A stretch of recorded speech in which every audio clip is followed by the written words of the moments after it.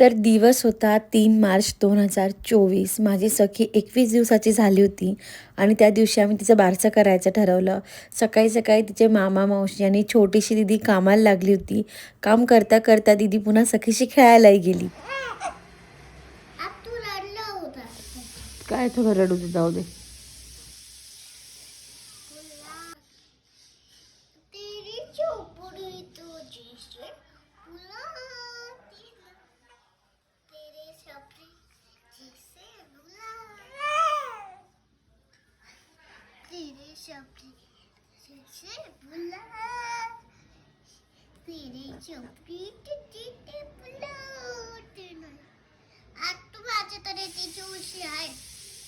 जाऊ दे, खेळ.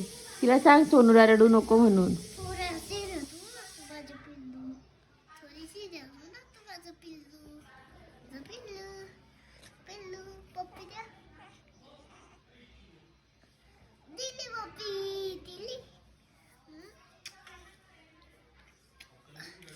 इकडे माझ्या सासरी सखीच्या सगळ्या आत्या आजी मस्त नेलपेंट वगैरे लावत होत्या, कारण त्या सखीच्या बारशासाठी खूप एक्सायटेड होत्या. मला सखीचं बारसं खूप ग्रँड करायचं होतं, पण ते मला करता आलं नाही. त्याचं कारणही सांगते. घरी आमच्याकडे म्हणजे माझ्या माहेरी मस्त पुरणपोळीचा स्वयंपाक होता. खीर, सार, भात, मांडे असा सगळा स्वयंपाक होता. घरीच केला होता. आम्ही सगळे घर सजवायला लागलो होतो. दादाला ऑलरेडी ती खूप आवड होती घर सजवायची वगैरे, आणि त्याच्या भाचीचं बारसं होतं, त्याच्यामुळे तो जरा अति एक्सायटेड होता. इकडे तिची मावशी आजी, ही माझी 2 नंबरची मावशी, आणि ती छान छान रांगोळी काढत होती की सांगा माझं नाव काय म्हणून. तिने एकटीनेच हा घोळ घातला आणि तिने ट्राय केलं आणि तिने छानशी रांगोळी काढली. तोपर्यंत घरात आमचं बऱ्यापैकी डेकोरेशन झालं होतं. मस्त फुलांच्या माळा वगैरे लावून झाला होता.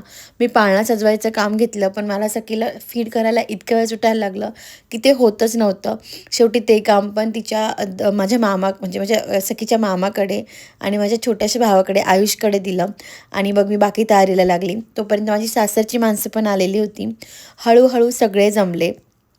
कार्यक्रम खूप जास्त ग्रँड नव्हता. फक्त आमचे जवळजवळची लोकं आणि आमच्या कॉलनीतल्या आईच्या सगळ्या मैत्रिणी हे सगळे होते, आणि आम्ही छोटासा कार्यक्रम ठेवला होता भजनाचा. आईच्या ओळखीचाच हा ग्रुप होता, ज्या खूप सुंदर गाणे म्हणतात, आणि त्यांनी खूप सुंदर भजनं म्हटली होती. म्हणजे त्या दिवशी दिवस सार्थकी लागला असं वाटत होतं, आणि कोणतंही मानधन न घेतात फक्त घरात छान वाटावं म्हणून त्या हे कार्यक्रम करतात. आणि त्यांनी माझ्या सखीचं बारसं खूप छान केलं. हळूहळू खूप मंडळी जमली होती. घरात जागा नव्हती बसायला. तेव्हा वाटत होतं की नाही, थोडा डिसिजन घेऊन बाहेरच करायला हवं होतं, पण ठीक आहे, जे होतं ते सगळं छान होतं. आणि त्या दिवशी आमच्याकडे एवढे फोटोग्राफर होते. सगळी चिल्लर पार्टी कॅमेरा घेऊन इकडे तिकडे पळत होती. तुम्हाला व्हिडिओ जरा ब्लर ब्लर दिसतील, तर आमच्या मनू मावशीने आणि पिऊ मामाने खूप हौशीने ते शूट केलेत म्हणून समजून घ्या. त्यामुळे ते तसे दिसतात. सखी पण खूप गोड दिसत होती. आईने माझ्या साडीला मॅचिंग असा ड्रेस आणि टोपी तिला शिवून आणली होती, आणि ती इतकी छान होती. ती सकाळी जी झोपली ती बारसंच झाल्यावर उठली. म्हणजे तिने बारशात पण कोणालाच त्रास दिला नाही. सगळे नवल करत होते. ती इतकी जोरजोरात भजनं चालू आहेत, तर हे बाळ उठत का नाही आहे. तरी पण माझं बाळ एकदम गोड झोपलेलं होतं. मी पण कॉलनीतलं एक छोटंसं बाळ मांडीवर घेऊन बसली होती. मी बघत होती की यार, माझी सखी पण काही दिवसांनी अशीच होणार आहे. त्यानंतर जो वरवंटा असतो त्याला ड्रेस घातला होता सखीचा एक, आणि त्याची पूजा करायला घेतली आहे मी. त्याची पूजा झाल्यानंतर मग पाळण्याची वगैरे पूजा केली, आणि मग सखीला पूजेला घेतलं. सखीच्या दोघं आत्या आणि माम्या यांनी पूजा केली. निखिलला सख्खी बहीण नाही आहे. तो वहिनीला बहिणीसारखाच मानतो, आणि वहिनीने माझ्या डिलिव्हरीत खूप मदत केली आहे. म्हणून माझ्या बारशात म्हणजे सखीच्या बारशात एक मान तिलाही द्यायचं असं आमचं फिक्स होतं. त्यामुळे तिच्या आत्यांबरोबर पण तिला खालीवर करायचा मान वहिनीला पण दिला. पाळण्याची, वरवंट्याची आणि सखीची पूजा केल्यानंतर मग सखीला फायनली पाळण्यात घालण्यात आलं. सॉरी, त्याच्या आधी तिच्या मामींनी आणि आत्यांनी तिला खालीवर करून त्या पाळण्यात घेतलं. राधाचे कृष्णाचे नावं घेतलेत.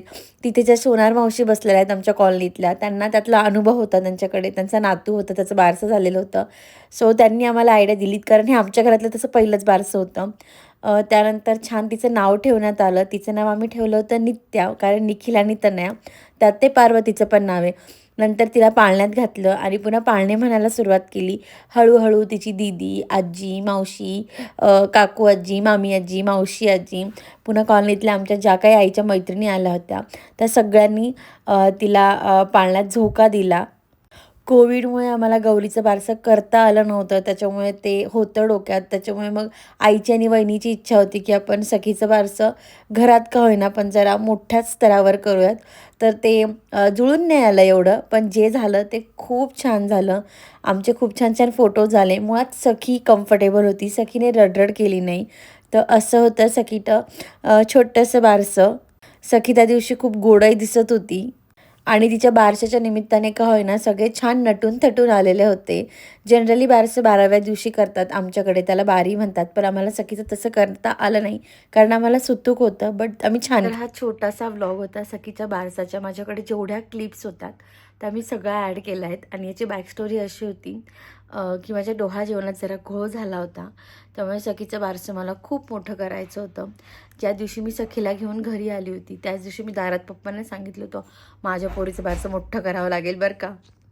आणि त्यांना पण खूप हौस होती, कारण गौरीचं बारसं आम्हाला करताच आलं नव्हतं, कारण ऐन कोविडमध्ये झालं होतं. नाही तर आम्हाला खूप हौस होती की बारसं वगैरे करायची.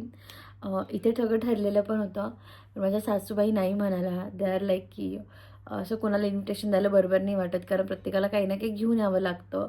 सो त्यांनी ते कॅन्सल केलं आणि मोठंही करू नका, बाळ लहान आहे वगैरे असं त्यांनी सांगितलं. मी खूप नाराज झाले होते, कारण मला खूप खूप हौस होती सखीच्या बारसाची.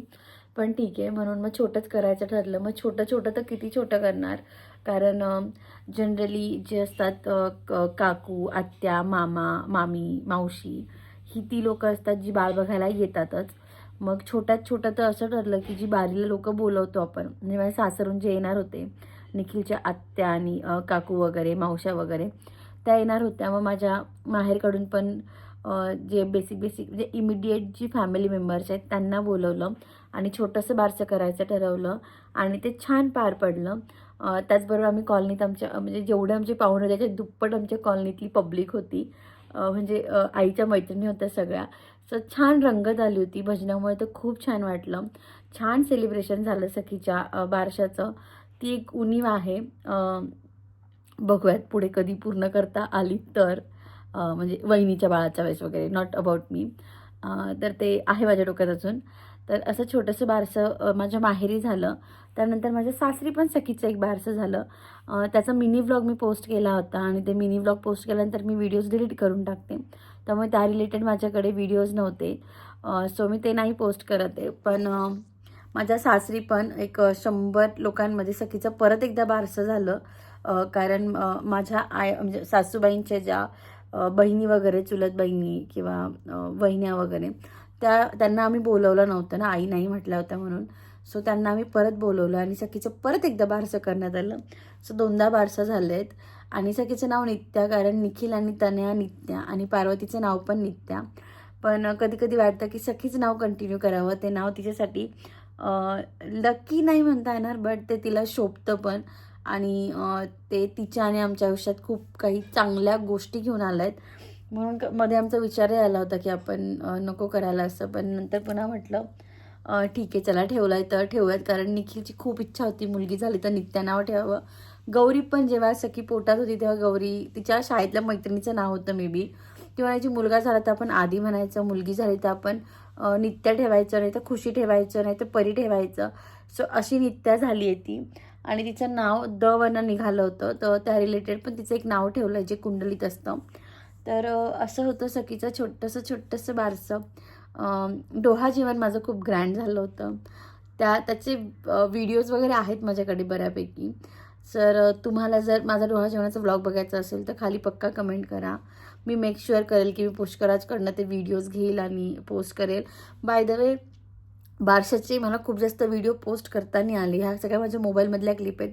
बिकॉज पुष्कराज जर तू हा व्हिडिओ बघत असेल तर प्लीज मला फोटो आणि व्हिडिओ दे.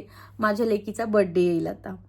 आणि ओके, आणि सखीचं बारसं 12व्या दिवशी केलं नव्हतं कारण आम्हाला सुतूक होतं. पण ती 17-18 दिवसात झाली तेव्हा तिचं कान टोचले होते आणि तिच्या 21व्या दिवशी तिचं असं छोटंसं घरातल्या घरात पण छान बारसं करण्यात आलं होतं. तुम्हाला जर हा व्लॉग आवडला असेल तर do like, share and subscribe, आणि असंच प्रेम देत राहा मला, निखिल आणि सखीला. थँक्यू.